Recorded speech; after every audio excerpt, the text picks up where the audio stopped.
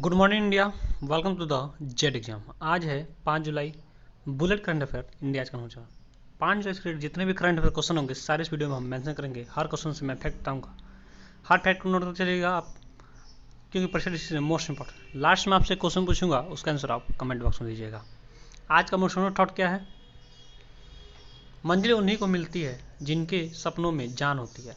पंखों से कुछ नहीं होता, हौसलों से उड़ान होती है। होता यह है कि कभी कभी हम कुछ ऐसा कर जाते हैं जिससे हमको क्या लगता है, बहुत खुशी मिलती है। लगता है कि हम आसमान में है, लगता है कि हमको दुनिया की सारी खुशी हमको मिल गई है। तो कुछ ऐसा ही करना है आपको भी, ठीक है, और उसी के बारे में ही सोचना है, और वहाँ तक पहुँचने के लिए जो भी करना पड़े आप उसको करेंगे। तो मंजिल उन्हीं को मिलती है जिनके सपनों में जान होती है। आप जो सपना देख रहे हैं उसको आप बनाए रखिए, यानी उसको सजाए रखिए, उसी के बारे में सोचिए और फालतू का ना सोचिए। सपना देख रहे हैं, ठीक है, आप उसको उससे रिलेटेड जितनी भी चीज़ें हैं उसको इकट्ठा करिए और उस सपने को पूरा करने में पूरा जी जान लगा दीजिए। तभी क्या होगा कि पंखों से कुछ नहीं होता। पंखों से कुछ नहीं होता, कोई ज़रूरी नहीं है कि आपका पंख होगा तभी उड़ेंगे, आप शब्दों से भी उड़ सकते हैं, ठीक है। तो पंखों से कुछ नहीं होता, हौसलों से उड़ान होती है। तो ये चीज़ें आप नोट कर लीजिए। तो बहुत ही अच्छा मोटिवेशन थॉट था आज का। चलिए, ये स्पेशल आपके लिए है। देखिए, UPP, TET bank, railway, UPSI, इन सब के लिए सबसे बेस्ट आपका ये करंट अफेयर्स होगा, और आप हर करंट अफेयर्स नोट करते चलिएगा। Bullet question by jet exam 5 जुलाई 2021। चलिए स्टार्ट करते हैं हम एक अच्छे दिन की एक अच्छे क्वेश्चन के साथ। पहला क्वेश्चन, बीबीसी ने पहला टेलीविजन प्रसारण कब किया था? बीबीसी ने पहला टेलीविजन प्रसारण कब किया था? इसका सही आंसर हो जाएगा ऑप्शन नंबर ए, 5 जुलाई को। 5 जुलाई 1954 को इसकी अवधि 20 मिनट थी, यानी पहली बार जब टीवी का प्रसारण हुआ था तो उस समय 20 मिनट के लिए प्रसारण किया गया था। इससे पहले बनाकर तैयार किया गया था, ठीक है। तो ये चीज़ें आप नोट कर लीजिए। चलिए नेक्स्ट में बढ़ते हैं। यानी हर दिन कुछ ना कुछ होता है, घटना है, तो वो मैं भी आपको प्रोवाइड कराता हूँ। या दिवस आ जाए तो उसको भी मैं दिखाता हूँ, या कोई घटना हुई हो, तो घटनाएं तो बहुत सारी होती है, लेकिन उसमें जो इम्पोर्टेंट होता है उसको मैं आपके सामने ला के रखता हूँ। कौन पूरी दुनिया में सबसे सस्ता वैक्सीनेशन कार्यक्रम कर रहा है? वैक्सीनेशन मतलब वैक्सीन लगवा रहा है सबसे सस्ता। तो आप जानते ही हैं, हमारा देश भारत। इसका सही आंसर होगा ऑप्शन नंबर ए, भारत। देखिए, भारत में कौन कौन से वैक्सीन लग रहे हैं? कोविशील्ड, कोवैक्सीन, ये क्या है? इंडियन है। स्पुतनिक भी, ये क्या है? रसिया का है, यानी रूस का है, ठीक है। तो रूस के प्रेसिडेंट व्लादिमीर पुतिन, मॉस्को जाएगा वहाँ का कैपिटल, ठीक है। तो ये चीज़ें भी आप नोट कर लीजिए। तो यहाँ पे इंडिया में 3 तरह के कोवैक्सीन लग रहे हैं। तो सबसे सस्ता भारत का लग रहा है, ठीक है। भारत में किसी को भी कोवैक्सीन बिल्कुल फ्री है, बिल्कुल फ्री है। और भी देशों में एक कोविन, यानी एक कोवैक्सीन के या स्पुतनिक के पैसे लिए जा रहे हैं। क्या लिए जा रहे हैं? पैसे लिए जा रहे हैं। और यहाँ पे इंडिया में क्या है? बिल्कुल फ्री है। तो इंडिया हमारा बहुत ही अच्छा देश है, ठीक है। गर्व है हमको अपने इंडिया पे। चलिए, कहाँ मॉडल एंटी रेबीज क्लिनिक का संचालन किया गया? इसका सही से होगा ऑप्शन नंबर ए, जम्मू कश्मीर। जम्मू कश्मीर के सीएम यानी गवर्नर ही मान लीजिए, कौन रहेंगे? मनोज सिन्हा जम्मू कश्मीर और कश्मीर में टोडा के सरकारी मेडिकल कॉलेज में एक model anti rabies clinic, animal bite clinic चालू किया गया है। इसे राष्ट्रीय रेबीज नियंत्रण कार्यक्रम NRCP के तहत स्थापित किया गया है। फिगर में देखते हैं जम्मू कश्मीर कहाँ पे है। तो ये रहा आपका, देखिए ऊपर बिल्कुल पीले कलर में जो है, यही है जम्मू कश्मीर। चलिए नेक्स्ट पर बढ़ते हैं। किसने बनाई 5000 सौर ऊर्जा पंप स्थापित करने की योजना? 5000 सौर ऊर्जा पंप स्थापित करने की योजना। इसका सही होगा ऑप्शन नंबर ए, JAKEDA, यानी जम्मू और कश्मीर ऊर्जा विकास एजेंसी, JKEDA, प्रधानमंत्री किसान ऊर्जा सुरक्षा और उत्थान महाअभियान PM कुसुम योजना के तहत 5000 सौर ऊर्जा पंप स्थापित करने की योजना बना रही है। तो किसके तहत, किस योजना के तहत? PM कुसुम आप याद रखिएगा। फिर जम्मू कश्मीर की बात आई है। फिर जम्मू कश्मीर में बताया हूँ कि यहाँ के गवर्नर कौन रहेंगे? मनोज सिन्हा। मैं चीज़ें बार बार बताता हूँ ताकि कुछ चीज़ों को भी रटे ना, भूले ना, और हमेशा के लिए रट जाए। तो आप भी चीज़ों को नोट करते चलिए, बार बार लिखिए, बार बार पढ़िए, ताकि आपको कभी भूले ना। फिर दिखाता हूँ जम्मू कश्मीर कहाँ है। देखिए, तो ये रहा आपका जम्मू कश्मीर, पीले वाले भाग में क्या है, जम्मू कश्मीर। आप चीज़ों को देखेंगे बार बार तो आपको हमेशा के लिए चीज़ें रटा जाएंगी। नेक्स्ट क्वेश्चन बढ़ते हैं। उत्तर प्रदेश को मिलेंगे कितने नए मेडिकल कॉलेज? इसका सही आंसर होगा ऑप्शन नंबर ए 9। 9 मेडिकल कॉलेज हमारे उत्तर प्रदेश को मिलेंगे। जुलाई 2021 में यूपी में 9 नए मेडिकल कॉलेज खुलेंगे और इनका उद्घाटन प्रधानमंत्री नरेंद्र मोदी करेंगे। नए कॉलेज कहाँ कहाँ होंगे? देवरिया में होगा, एटा, फतेहपुर, गाजीपुर, हरदोई, जौनपुर, मिर्ज़ापुर, प्रतापगढ़ और सिद्धार्थनगर, इतने जिलों में खुलेंगे 9 मेडिकल कॉलेज। ठीक है, तो यूपी के लिए, अब यूपी उत्तराखंड आप जानते हैं, उत्तराखंड सॉरी यूपी उत्तर प्रदेश कहाँ पे है हमारा? तो ये रहा आपका उत्तर प्रदेश। भारत का सबसे बड़ा जनसंख्या दृष्टि से सबसे बड़ा राज्य उत्तर प्रदेश। ठीक है, चलिए भारत का दूसरा सबसे बड़ा क्रिकेट स्टेडियम कहाँ स्थापित किया जाएगा? भारत का दूसरा सबसे बड़ा क्रिकेट स्टेडियम कहाँ स्थापित किया जाएगा? मोस्ट इंपॉर्टेंट क्वेश्चन है, आप इसको जरूर नोट कर लीजिए। इसका सही आंसर होगा ऑप्शन नंबर ए जयपुर। जयपुर में भारतीय क्रिकेट कंट्रोल बोर्ड BCCI ने जयपुर में भारत का दूसरा सबसे बड़ा स्टेडियम बनाने के लिए Rajasthan cricket association RCA Rajasthan cricket association को 100 करोड़ रुपए का वित्तीय अनुदान दिया है। तो राजस्थान में जयपुर है, जयपुर में बनाए जाएंगे भारत का दूसरा सबसे बड़ा क्रिकेट स्टेडियम। चलिए आपसे मैं एक क्वेश्चन पूछता हूँ, इस भारत का सबसे बड़ा क्रिकेट स्टेडियम, पहला क्रिकेट स्टेडियम कौन है? तो इसका आंसर आप कमेंट बॉक्स में दीजिए। मैं चीज़ें बताया हूँ, कई बार बताया हूँ। चलिए नेक्स्ट वन बढ़ते हैं। फिगर में देखते हैं जयपुर कहाँ पे है। तो देखिए ये रहा आपका राजस्थान, तो राजस्थान में ही जगह है यहाँ पे जयपुर। ठीक है, चलिए नेक्स्ट वन बढ़ते हैं। किस हार्वर्ड के रिसर्च ने कोविड-19 का पता लगाने के लिए विकसित किया नया फेस मास्क? तो एक नया फेस मास्क विकसित किया गया, उसमें बताएगा कि आपको कोरोना है कि नहीं है। तो इसका सही आंसर होगा ऑप्शन नंबर ए MIT। MIT क्या होता है? हार्वर्ड यूनिवर्सिटी और MIT के शोधकर्ताओं रिसर्च ने एक नया फेस मास्क विकसित किया है जो यह पता लगा सकता है कि पहनने वाले को लगभग 90 मिनट के भीतर कोविड-19 को इन्फेक्शन हुआ या नहीं। तो ये चीज़ें आप नोट कर लीजिए MIT के तहत। ठीक है, चलिए नेक्स्ट में बढ़ते हैं। भारतीय सेना में शार्ट स्पैन किस सिस्टम को किया गया शामिल? तो इसका सही आंसर होगा ऑप्शन नंबर ए बीजिंग सिस्टम को। बीजिंग मतलब बीजिंग की बात आई है तो चाइना। तो चाइना के प्रेसिडेंट हो जाएंगे सी जिनपिंग। वहाँ कैपिटल क्या हो जाएगी? बीजिंग। कैपिटल हो जाएगा चाइना का ही बीजिंग। चाइना की सबसे बड़ी संसद है, सबसे बड़ी संसद क्या है? चाइना का 32,000 सदस्य हैं वहाँ पे। ठीक है, तो ये चीज़ें भी आप नोट कर लीजिए। चाइना की मुद्रा क्या पे है? चाइना की मुद्रा है रैन बिनपी। तो चीज़ें आप नोट कर चलिए। सेना प्रमुख जनरल MS नरवणे ने 2 जुलाई 2021 को भारतीय सेना में 12 शार्ट स्पैन बीजिंग सिस्टम की पहली खेप को शामिल किया है। ठीक है, तो ये चीज़ें आप नोट कर लीजिए। अब बात आई है चाइना की, तो फिगर में देखते हैं चाइना कहाँ पे है। तो देखिए ये आपका उत्तर प्रदेश है, यहीं पे क्या है? ये पूरा क्या है? चाइना है। क्या है?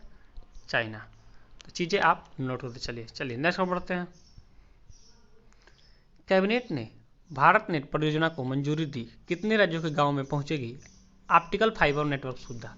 देखिए आप देखे होंगे आपके आसपास बिजली के तार के जैसे ही एक और तार बिछाए जा रहे हैं पीले कलर के, तो वो किसके तार हैं? वो नेटवर्किंग सिस्टम के तार हैं। बीएसएनएल अपना क्या कर रहा है? पूरे भारत में हर गांव में हर जगह क्या कर रहा है? ऑप्टिकल फाइबर यानी तारों के द्वारा नेटवर्क को पहुंचा रहा है। तो ये काम करेंगे। कैबिनेट ने भारत नेट परियोजना को मंजूरी दी, कितने राज्यों में कि गाँव में पहुँचेगी ऑप्टिकल फाइबर नेटवर्क सुविधा? तो 16 राज्यों में, अभी फिलहाल 16 राज्यों में ये काम होगा। इस योजना के तहत भारत नेट के जरिए अब इन 16 राज्यों के सभी गांवों तक ऑप्टिकल फाइबर नेटवर्क की सुविधा पहुंचाई जाएगी। योजना के लिए अनुमानित 19,041 करोड़ की व्यवहार्यता अंतर वित्त पोषण को मंजूरी दी गई है। तो चीज़ें आप नोट कर लीजिए। नेक्स्ट में बढ़ते हैं। कौन टोक्यो ओलंपिक में क्वालिफाई करने वाली पहली भारतीय महिला तैराक बनी है? तो इसका सही होगा ऑप्शन नंबर ए माना पटेल। माना पटेल बनी है क्वालिफाई करने वाली पहली भारतीय महिला। माना पटेल अब भारत की तरफ से टोक्यो ओलंपिक में पदक के लिए अपनी दावेदार पेश करेंगे।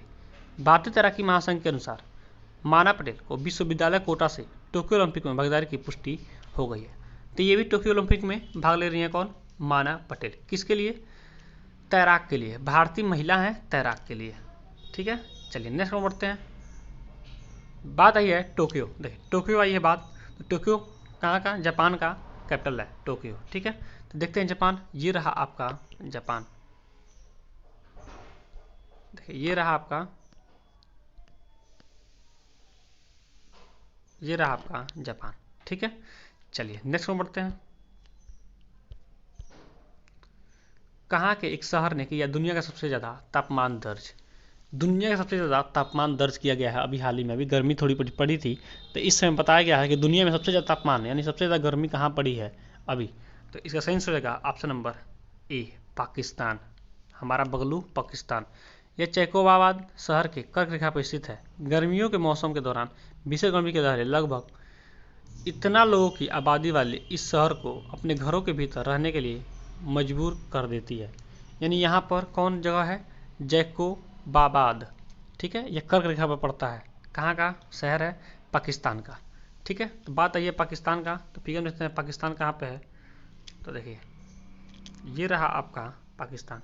ये जो दिख रहा है ना,